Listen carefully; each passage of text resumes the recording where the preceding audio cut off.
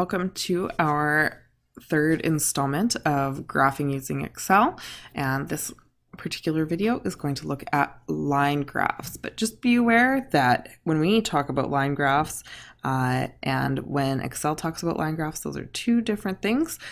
So just be conscious of that and know that you're not actually going to be choosing what Excel dubs a line graph. Alrighty, so to be able to graph a line graph in Excel, there's something a little bit counterintuitive. So when we go into Insert and to our graphs, there are the options of choosing line graphs. And if I click on that, you'll notice that I have 3 lines showing up here. And that is where the problem is that it doesn't let you actually compare data to other data. It will always kind of give you that categorical or discrete data by setting your horizontal axis for you. So instead, to create a good line graph in Excel, what you need to do is actually scroll down a little farther and select Scatterplot. And Scatterplot is what lets you compare your horizontal and vertical axes, and you set the values on both of them in Excel. So in the web app, this is pretty much all you're left with doing. You can edit your chart title, so you can say Ms.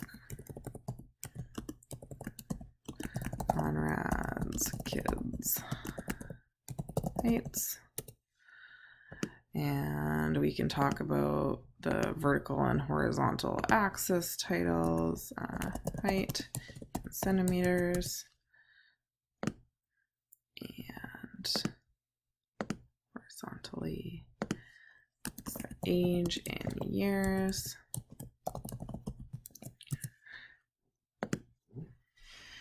And that is it. Even the legend itself, if I wanted to change that, there's no option to actually change what they're called. It just, you can change like where it's positioned, which whatever, it doesn't really help us all that much. So instead, what you need to do to be able to manipulate a line graph, or as they call it in Excel, a scatter plot, is we want to open it in our desktop app. So as mentioned previously, the web version is fine for basic Excel work, but the second we're starting to move things around and manipulate them, we start to kind of get off track and it doesn't work nearly as well. So once I'm in my desktop version, if I right click on here and I select data, what I can do is I can actually rename my legend appropriately. And I can rename this one to that. And now I've got appropriate names on my legend instead of just series 1 and series 2, which didn't mean a whole heck of a lot. So I've got that set up, and now this is a good and accurate and fully informative line graph. But I want to manipulate it. So instead of just leaving it like this, I'm going to choose to tell the story of, I can already see that Bat is trending a little bit taller than KitKat, but I'm going to manipulate my axes in order to really emphasize that. So I'm going to cherry pick the years that I look at so that we're not even paying attention to the fact that KitKat is 2 years older, and we're just going to compare their heights. So I'm going to mess around with the axes in order to do this. So I can format my axis. And what that lets me do is it lets this window pop up on the side. There's lots of different ways that you can format your axis. These first 2 are all about just how pretty it looks. So you can mess around with colors, and you can mess around with just like different effects. This one looks at alignment. So again, just general formatting. But it's this little bar graph image that we want to work with, because that's where it lets us kind of play around with values. So I can look at my horizontal axis and kind of play around with that. So I can look at my axis value, so the place where it starts, and I want to start at 0, but I want to maximize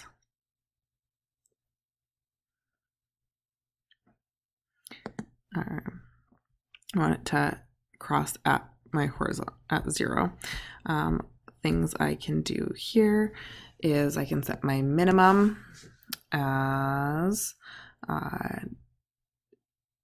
instead of 0, maybe I want to zoom in to like 50, and my maximum I'm going to set as 90.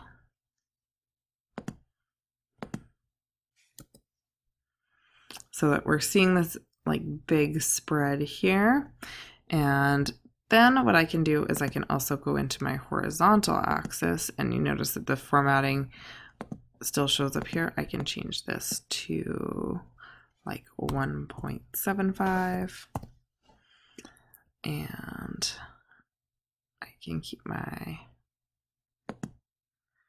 major units as 1 and my minor units as 0.5.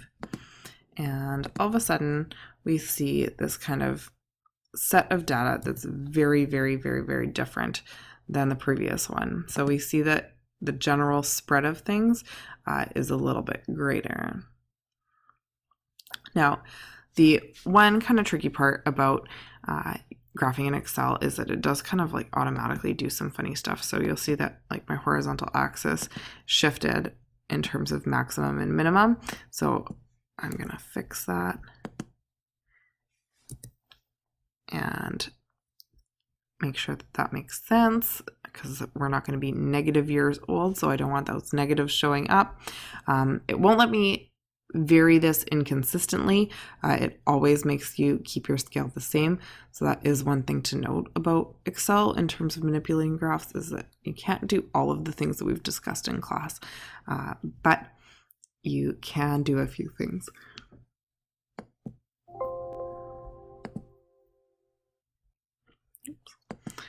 So